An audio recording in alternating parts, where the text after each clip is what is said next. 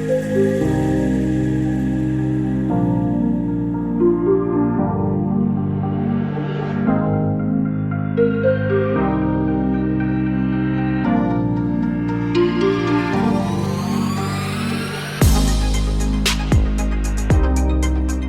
to the intersection of technology, cybersecurity, and society.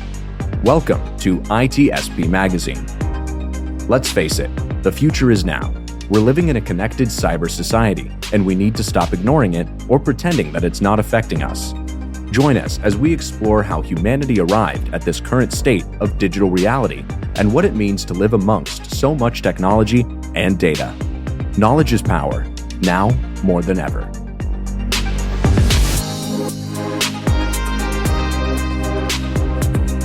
Black Cloak provides concierge cybersecurity protection to corporate executives and high net worth individuals to protect against hacking, reputational loss, financial loss, and the impacts of a corporate data breach. Learn more at blackcloak.io. BugCrowd's award-winning platform combines actionable contextual intelligence with the skill and experience of the world's most elite hackers to help leading organizations identify and fix vulnerabilities, protect customers, and make the digitally connected world a safer place. Learn more at bugcrowd.com.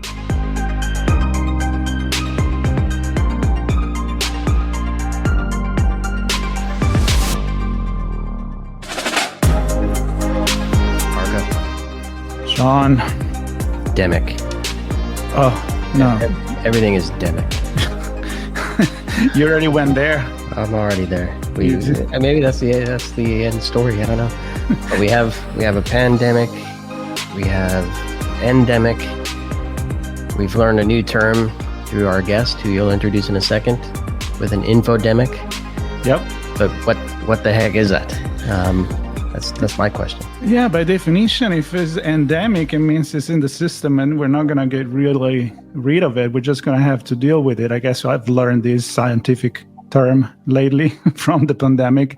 But in this case, of course, we're not a medical publication. We talk about cybersecurity, technology, and society. And this channel is the Redefining Society. And this topic is about misinformation, disinformation, and fake news. And it was inspired by an article that our guest wrote. And the title is interesting. It's The Three Horsemen of Cyber Risk. And these are the misinformation, disinformation, and fake news. So I think there is a story here, Sean. I think there is. Let's saddle up on the Three Horsemen. Let's do that. So I'm going to go ahead and without further ado, our guest today is Dr. Pythagoras Petratos. He's an economist and political scientist at the UK's Coventry University of Business. So Pythagoras, welcome. Thank you very much for the invitation, and I welcome also the audience. And normally academics are viewed as very technical, but I thought of writing a primary because this is a very important issue, which does not only concern the government, it concerns also businesses and small and medium-sized enterprises, but the whole of society too. So I think academics sometimes should present information and good information to the society. That is certainly very important. And I have to say this, it's been kind of our mission since the beginning of the magazine many years ago, where we try at the beginning to break down the cybersecurity lingo and knowledge to the masses so they could understand it. Then we open it up to technology and how can you not connect everything with society. So I guess, Sean, why don't we just start with the definition of this so we make it clear, although I think it's a gray area. So maybe Dr. Pythagoras can give us a... Yeah, what color of gray are you going to paint us with today? How gray is that? So misinformation, disinformation, fake news. Can you help us and our audience to define that? Yes, definitely. One of the earliest concepts is misinformation, which in simple terms by the Oxford English Dictionary is wrong or misleading information. In the late 20th century, because we had the yellow press, as it is known in the United States, we came into the term of fake news. And fake news was remarkably connected with business. And it's very strange that this term has not been analyzed in concern to business and society. And of course, disinformation is probably the trickiest of the terms, and it involves the participation of adversaries or organized. It might be organized crime, it might be nation states who try on purpose to provide wrong information. This might be because of military operations. It might be to have gains in public opinion. It might be for many reasons. So, and these terms coincide with each other. Fake news in the United States, it might come as just simple wrong information, but on the other hand, we should not neglect that it might come from foreign adversaries who are trying to influence public opinion and voting and democracy in Western societies. And Pythagoras, the term fake news to me conjures up the concept of marketing, right? To me, it's a mixture of marketing activities connected to information that somebody wants people to absorb and more importantly, take action on, right? And to your point, this can come from sources we know or don't know, some sources we do know, and perhaps adversarial sources. So your perspective on this combination of quote unquote news that has this marketing wrapper around it that maybe shields some of the real news and introduces the option for fake news to surface? Actually, what you mentioned as the source is extremely important. First of all, in every information, the source is, the reliability of the source is probably the most important. If you read from Reuters or other news agencies, which for many years, and Reuters is a specific case because actually it came out of the fake news and the yellow press that existed a century ago in United States, but also in other countries. So it's the reliability of their source, first of all, which plays an important role. Another interesting aspect that we analyze in cybersecurity is also the anonymity. Who says that? And sometimes we see information that comes out of nowhere. We don't know the source. We don't know who said that. And sometimes, even worse, someone pretends to be someone else. And this is when it can become very harmful. For example, if I believe that this information comes from a friend of mine and it doesn't come, and my friend says, buy this thing, I believe in my friend, I value his opinion. And, if I buy this item, it means that's a good item, but it might not be. And because someone else has pretended to be my friend. And there are so many complexities. So one of the main issues is the anonymity and the source of this information. And if it's an adversary, which means that it's a more sophisticated, we are talking about foreign governments, it can be really dangerous. And it might force actually people to do things which can be illegal. This makes me think about one quote from advertising, which I think it was said by David Ogilvy back in the 50s and 60s. It was about the word of mouth is the strongest form of advertising. It's just we don't have a way to amplify that. That was the 50s. Now we have social media and we found a way to amplify that word of mouth. So verifying the source and that the source of the source of the source has always been the main job of journalists that wants to, call themselves such, right? Nowadays, everybody is a journalist. Everybody has an audience, makes a claim. How do we verify that? So bring these for me, baby, in what you define kind of like industry 4.0 in your article, and how this come together on this being a liability and a risk for the business itself. What you have just described, I think that journalists play an important role, and it's not only journalists are not only important. The role of the journalist is not only important for news; it is also important for democracy. So, and providing and investigating, and there's specialization also within journalism. Having said that, what you have highlighted, that everyone is a journalist. I don't think that everyone is a journalist because they don't have the proper training. They pretend to be. Exactly.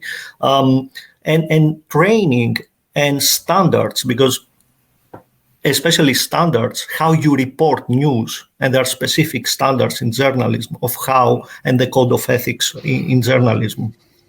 But also, they investigate the sources where these news are coming from. So being a journalist, actually, it's a very complicated. And I think sometimes that pretending that someone is a journalist could provide really bad news to the audience. And this might need further standards to define who is a journalist and what are the social media channels and how this information is amplified. And we might talk also about a kind of redefinition of the role of journalists, or having more specializations. Now we have social media journalists. What should social media journalists know about the technical? It was a completely different profession probably. And again, I'm not an expert on journalism, but I'm just throwing some ideas to you and your audience. And who is a journalist to trust? This is also very important. Which opinion do you value more? And unfortunately, some journalists are also victims to fake news and misleading information. And it's not their fault. It has been disseminated and has been very, very, I will say, successfully disseminated in the social media or other sources, that it's very hard nowadays to distinguish between fake news and real news. And this is a challenge that our societies face. And Pythagoras, when I look at the concepts of fake news and misinformation and disinformation, the first thing that comes to mind is kind of the big, broad picture of national security and politics and elections and those types of things that have wide, broad-stroked impact on society. And I'm wondering if you can bring us down a level to where maybe there are smaller events, smaller activities, slivers of misinformation that are impacting businesses where they're not so big and scary that they're not getting our attention, but collectively those things could really do damage for a business. I don't know if it's competitive stuff or just bots running information around and spreading information. I don't know if you can bring it down a level to maybe the less scary but still impactful scenarios that you consider. Thank you. And this is an excellent question. And this is actually what I have done in my study. Although that I recognize that the problem of fake news, this is more of a political problem, a national security problem up to a level. And it has been politicized, so I don't want to talk about that. But it's part of the equation. But what I have tried to do in my research is to identify some problems that misinformation, fake news, and disinformation can cause to businesses. And when fake news was firstly quoted, the story is it concerned a mine in Minnesota. And I suspect that it was about investing in this mine. So it was saying that, there is a new mine that we found. So it was a kind of, it might be considered as a kind of scam to for investors to get involved in this project. And this is just one case. The same can happen today. You might see fake news or misinformation about a very good investment. And you might say, oh, this is a fantastic investment. It has provided returns of 10%, 15% every year, or I can double my money in 5 years. And this is something that happens, I will say it's not unusual.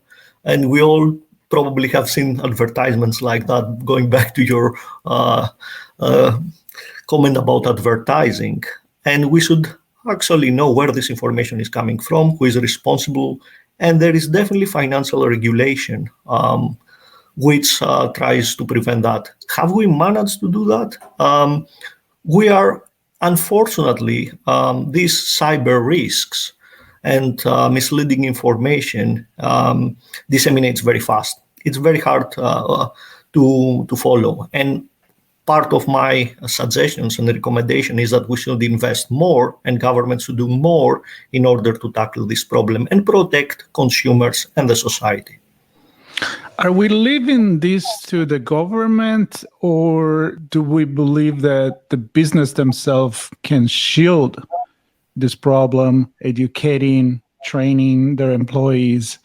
As you know, let's face it, let's give the name that it is. Social engineering is part of cybersecurity and cybercrime. So do we leave it to the government? Do we need the regulation, or can we expect businesses to take care of this themselves? I think part of the regulation is already there. The problem is that we do not have the capacity and the resources in many cases to deal with that. Especially during the COVID-19 crisis, we have seen a massive rise in cybercrime. We have seen cybercrime 400% up, and it's becoming more sophisticated and targeting, and it's using this type of misinformation, social engineering to involve people.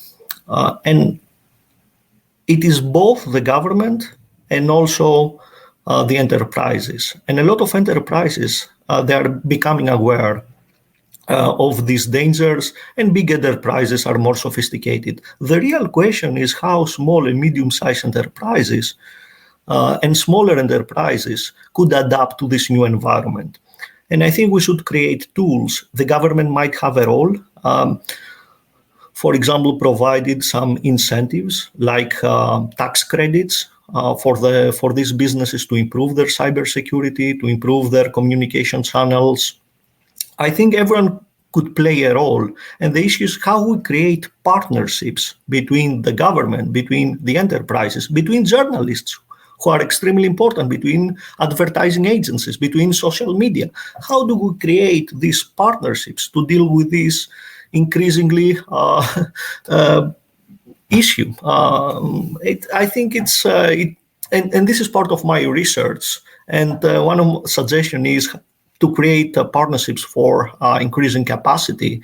But what type of partnerships? This is a question that remains, and I hope to research further in the future. And, we see also the landscape, the business landscape changing, but also the social media technology is changing everything, and how these partnerships could change over the years. So we're talking about a very dynamic environment. These are some of the answers that, I believe that everyone should think about, both the government, enterprises, and the whole of society. And everyone could help on that with training on cybersecurity. So is it, I guess you kind of touched on a little bit, but the role of technology here, I believe it's a big enough problem that people alone probably can't tackle this, and policy from government probably can't control it either. So I'm wondering your view on technology's role in, I'll say, cleansing information, or perhaps helping businesses to define their operations and decision making to either rely less on information where it doesn't need to, or validate the source of the information and the accuracy of the information as it's trying to make those decisions. Do you see technology playing a role there? I definitely see technology playing a role there. The validity of information, the source of information, as you mentioned and as we discussed earlier, is very important. the best solution for these problems and these risks is more technology. So we can use technology, and there are already some technologies that can help in checking for this information. There are specific tools that actually can double check if this information is accurate. We have already some tools, but again, are these tools enough? Probably not, since we see that there are more and more risks. And the question is investing more to new technologies to counter these attacks, these risks of misinformation and disinformation. And I could mention some technologies. Artificial intelligence, of course, could identify some misinformation. We have credibility scoring, disinformation tracking, verification, whitelisting. There is a range of technologies that could combat misinformation, disinformation, and fake news. Yeah, I guess when we get towards the end, we'll probably can give some advice and tips on how to do this, especially for small and medium businesses that we know are part of our audience. But I want to backtrack a little bit on the article that you wrote, because I find it from a sociological perspective really interesting. When you talk about Industry 4.0, you also describe it as this integration of physical, biological, and digital system under one roof. Talking about complexity, right?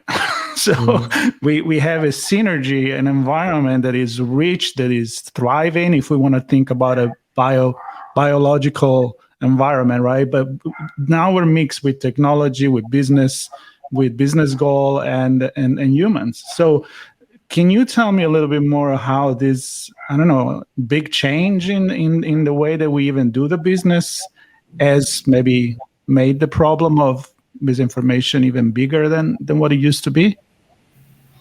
Definitely. The simplest example is social media. So now we have more and more channels of communication. In the past, we have traditional news. You were getting a newspaper, you read the news. So if the news were not accurate, then you could complain to the newspaper. There was only one channel. We didn't see this quick dissemination. What happens now with social media is, for example, there is a news channel, and immediately another channel is reproducing this potential misinformation, and many more channels. So we see amplification, and very quick amplification. So it's very hard to react quickly enough to prevent this misinformation or fake news from disseminating. Of course, there are tools, and this is how technology could help us in tracking and preventing and identifying very quickly where this misinformation is disseminating. But this is just one example. As you mentioned, we have all this integration in Industry 4.0. We have all this integration of different systems and channels. So we don't know how this misinformation could disseminate in which channels. And as we see more integration, imagine that we pack a lot of things and we create additional connections with different devices. For example, you could get the same disinformation in your mobile phone, in your email, in different devices that you have. This is a simple example, and you might get that in your social media profiles, and you might just send an email and disseminate it further. And of course, I could mention some other cybersecurity threats that someone could use your computer without knowing, or your social media accounts, etc., or fake accounts to do that. So we are getting. I actually want to take you there, Pythagoras, because I looking at this, thinking, okay, business email compromise or ransomware attacks could use information collected from social media sources to then use that information to target a company and hold them for ransom or extract money from their accounts. Are those good examples, or are there other things that businesses aren't thinking about? Is there a risk that you can define from where the misinformation is coming from, what it is, how people react to it, and the impact it has on the business? Can you walk us through a scenario? Yes. For example, imagine that you have, a pizzeria in your neighborhood, and someone with a fake profile says, I had the food poison from this pizzeria, and, it's really bad, it's really terrible. And this malicious person, who might be someone from outside, name who, I'm talking about the pizzeria, someone who don't like the person who owns the pizzeria. It might be personal, it might be, a competition, it might be also, and we think the neighborhood pizzeria, we might think in big corporations, it might be a foreign corporation trying to disseminate fake news and misinformation to say that your product or your services are not good. So there might be fake profiles being created, and saying something like that, immediately there is a reputation problem and a reputation risk. Who will buy from your pizzeria pizza next day? If this person continues, and it could be even worse if they can identify the social media accounts of your customers going to more sophisticated fake news or cyber attacks and disseminate disinformation to other channels. So this is really dangerous, and it can start from a very simple case with a fake social media profile putting some comments about your business. And there is significant reputational risk. How can you erase that? You have to go back to social media to prove that this is a fake account. It needs days. I don't know how much time this might require and how easy it is to identify, but there might be already some harm to your business. You touch a problem that for Sean is very relevant. It is. You talked about pizza. And, For everyone. Don't mess with my food. Sean is an expert in cybersecurity, and sometimes pizza may be a bigger issue than infrastructure here. No, but infrastructure. It's a very simple example that it's easy to understand for everyone, right? I mean, how do you contain that? One thing is when back in the days before the social media, somebody will go to his friend, again, word of mouth, and say, I didn't like that pizza. Okay, I'm never going to go there. But it's one person, maybe two, maybe three. Now you can really weaponize that to the next level. So technology can help, probably mostly when you talk about big media structure, or maybe not media, but technology company like Facebook and like Twitter, and that are the channel for this. They are doing something to block at the origin a lot of this problem. But when it comes, there's so many channels, Marco. Exactly. And how many is the company monitoring? Are they monitoring all the public or the underground one? I don't know. Yeah. And imagine how easy it is to create an account, to create a fake account. Someone from, let's say, how far abroad from a foreign country could create, accounts very easily. Mm-hmm.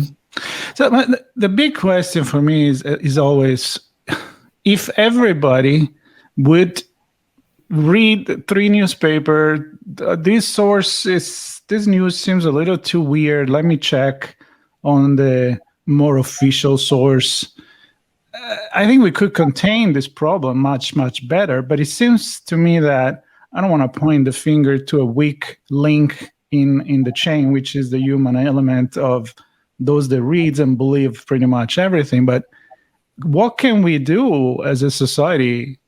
The only thing I can think about is education, but I don't know. What's your thought on that? Barely have time to read one. How are you going to read 3? No, barely have time to read a headline and share it with all your friends without not even reading the article. That's the big problem. I didn't even read the headline and just share it. Yeah. What's your thought on that? Yes, I think education is extremely important, and we should think also that the yellow press And I have some hope about society realizing what is going on. And I think everyone is becoming more aware of cyber risks and fake news. And these have been presented and have analyzed also in the press, and journalists play an important role in analyzing them. So the public has been better educated. Do we need more education? I will argue yes. Another issue that could help is technologies, as I mentioned before. We might see some technologies which might be more usable, so we can identify the source of information. It might indicate the source of information. Again, this is subject to, we might see a new technology coming up. This is part of innovation process. I can see blockchain in the news. So you can actually see who said that on a public place and be like, nope, this has been flagged, so not going anywhere. Exactly. And blockchain is essentially a cybersecurity. It's a cryptography. So it makes sure that there is integrity in the source. So it can verify that. I think that's a great example, Marco, of blockchain. I've been thinking about it. But you still have the garbage in, garbage out challenge, even if it's been validated and tagged. It can be validated and tagged as garbage. You talked earlier also about the role of the government, and I think there is tendency of the governments to promote curricula in schools and universities concerning these issues. So we will see also change coming from these innovations in curriculum. We have a long way to go, and there are always challenges. But as I said before, the hope I have is we have periods, as the yellow press in the United States, which was very popular for a couple of decades. But what happened then? People realized that this was not the proper way. So then, and this is how Reuters and Associated Press and other media outlets, which are considered very sound, became more popular because there was more demand for better information by the public. Of course, we have the phenomenon of yellow press, and we live in free societies, and there will always be problems. But I think the public, by being more educated about these issues, will be more careful in what they are reading. And on that point, Pythagoras, as we come to a close, maybe some advice for businesses. We touched on some of the technology, or that technology could help. But I'm just wondering, are there other things that they should be looking at, such as, I don't know, understanding that they even have a problem with this in the first place? Can you give a few steps to help organizations understand how to analyze the situation with respect to how they run their business? The identification of these problems is definitely one of the first steps. I would say even before that is to recognize that there is some risk. It might not happen to a particular business, but at the same time, as these risks are increasing, it might occur more frequently. So they should recognize that there is a risk. And then they should think, what can we do if this scenario happens to us? For example, in the case of a pizzeria or a restaurant, or in a simple small and medium-sized enterprises, how are they going to react to that? And then it's up to them to decide to invest in using some of the technologies to combat that. For example, identifying information which might be a defamation to them. So, and again, it's how you value these things. So these are some initial steps. And of course, we are talking about small and medium-sized enterprises. When it becomes to bigger enterprises, it becomes a more acute problem. Misinformation and disinformation might be related to more sophisticated cyber attacks. So as you said before, it might be part of social engineering. And of course, this is not going to happen to to the small and medium-sized enterprise. It will happen to more to bigger enterprises, and there will be more stakes by competitors or foreign nations, etc. But we should recognize that this is a threat. This is an increasing risk, and think about what we can do. And from the time that there is more thinking about it, there will be more demand for some services, and there will be more innovation in the sector. As Marco said, blockchain might be a solution. We might see also some other technologies coming up. There are already some technologies. Again, why these technologies have not been applied? Probably because these risks have not been sufficiently recognized. Mm-hmm. It's an infodemic that touches us all in some way, directly or indirectly. I want to close with a positive thought, just for a change. I'm not the bringer of. You're going back to pizza? No, not there. Not that positive. Okay. Not that positive. Let's picture this with the word infodemic. I mean, it's something that we need to learn how to live with, and I'm wondering if maybe, and you mentioned this, Pythagoras, people are going to start to be used to use their common sense to understand and be aware of the fact that, yeah, just because it's on the internet doesn't mean it's true. Just because it's on a paper doesn't mean it's true. There's still be people that are going to read the tabloid and they're going to enjoy it. I don't know if they're going to believe it or not, that the Martian came down on Earth 5 minutes ago to steal a pizza somewhere again. But I think we'll get maybe less affected by it as we go, as we understand that. That's a positive note for a change. Yeah, I always believe in people and societies. And I believe that when we recognize that there is something going wrong, we can definitely fight against it. And, we can look at different sources of information. For example, a friend of mine sent me a couple of days ago about the potential mergers of some companies. And I said, this sounds a little bit suspicious, although it was very well presented in the link that you said. Obviously, it was fake news, which could have impact on the stock price. Immediately, the companies said that this was fake news. But when you see something which is weird, then you go and look at other sources. Mm-hmm. And you probably go and look at more reliable sources, government information. And this goes to about public health issues. I'm not saying that, people can decide which opinion to adopt. But at the same time, I think for everyone it's very useful to look at different opinions. And this is what our Western societies have always encouraged: diversity of information. And then you decide which information to adopt. Yep. As long as the choice is pizza, I'll always decide pizza. On a serious note, this is fantastic. I'm really glad you did this research, Pythagoras, and for those listening, hopefully you found this both interesting and insightful. And there will be a link to the article, The 3 Horsemen of Cyber Risks. And Pythagoras, thanks for joining us, and hope to have you on again soon. Thank you very much. And this is what we create now, an informal partnership between academia and journalism and society. And thank you. I think that's very important that you facilitate this conversation. And we'll keep doing that. That's the promise. Thank you. Thank you.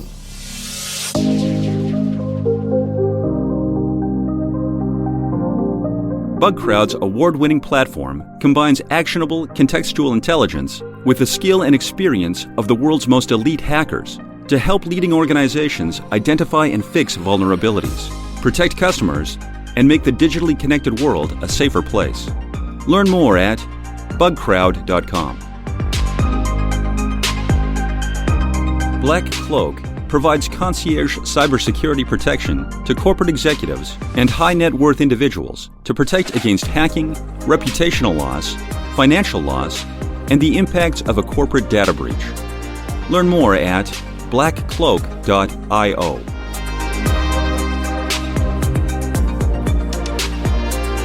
We hope you enjoyed this episode. If you learned something new and this podcast made you think, then share itspmagazine.com with your friends, family, and colleagues.